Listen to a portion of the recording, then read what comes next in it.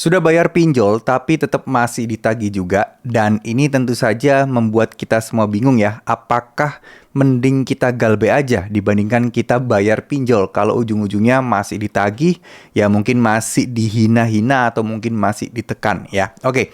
Jadi hal seperti ini mungkin kerap kali terjadi ya teman-teman, karena ya tentu saja kita itu kan mungkin biasanya berhadapan dengan desi lapangan ya sebelum kita membayar, dan ketika kita sudah bayar dan masih ditagih juga, itu biasanya ada kayak miskomunikasi. Sebenarnya juga bukan miskomunikasi juga. Kalau dipikir-pikir, memang kan informasi antara tim penagihan dan juga pembayaran, ini kan kadang juga ada delay gitu ya, nggak real time.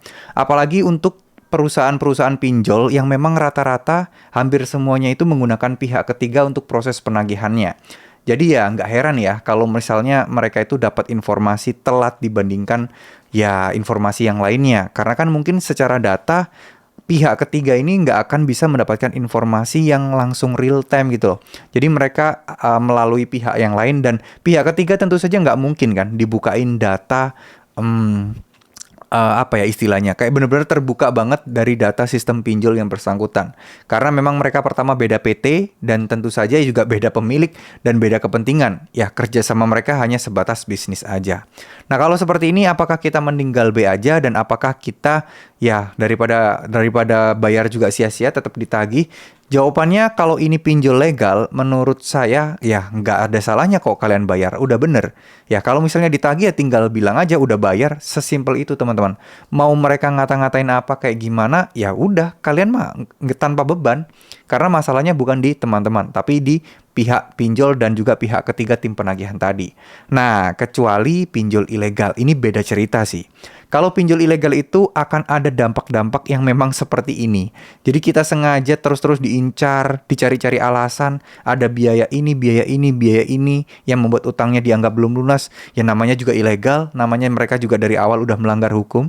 Itu biasa terjadi, dan bahkan mungkin dipancing tiba-tiba kalian ditransfer sejumlah uang tertentu, disuruh bayar lagi beserta bunganya padahal kalian nggak pinjam. Itu adalah akal-akalan dari mereka, dan ya mereka memang sengaja ya melakukan seperti itu. Tapi kalau pinjol ilegal legal, teman-teman tidak perlu takut. Kalau kalian sudah bayar, ya udah, masalah teman-teman sudah kelar, nggak usah dipusingin lagi.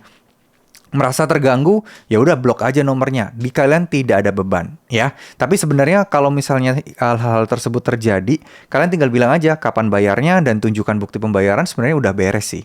Mereka akan mengkonfirmasi kepada pihak pinjolnya apakah benar ya, office-nya, apakah benar kalian sudah membayar atau belum. Nah, kalau misalnya dicek sudah, ya mereka nggak akan ganggu-ganggu lagi. Cuman karena memang informasi yang mengalir antara mereka ini belum sepenuhnya semua pinjol sudah terintegrasi secara real time, jadinya ya kasus-kasus seperti ini akan terulang lagi, dan terulang lagi.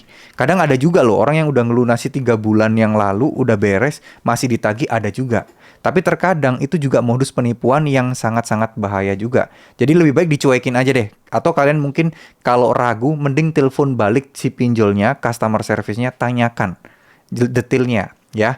Apakah kalian memang sudah lunas, apakah pembayarannya lunas, dan kalian sudah punya bukti. Kalau memang nggak ada masalah, ya berarti yang tadi penipuan. Ya, jadi jangan terlalu percaya terkait telepon yang masuk yang mengatasnamakan pinjol dan menagih sejumlah uang atau ngasih informasi apapun. Bisa jadi itu modus penipuan untuk menipu teman-teman. Jadi tetap cross-check aja. Ya mending kehilangan uang beberapa ribu lah ya buat telepon customer service dari pinjol tersebut untuk menanyakan status kalian, dibandingkan kemakan tipuan mereka. Ya, oke, terima kasih. Semoga apa yang saya sampaikan bisa bermanfaat. Wassalamualaikum warahmatullahi wabarakatuh.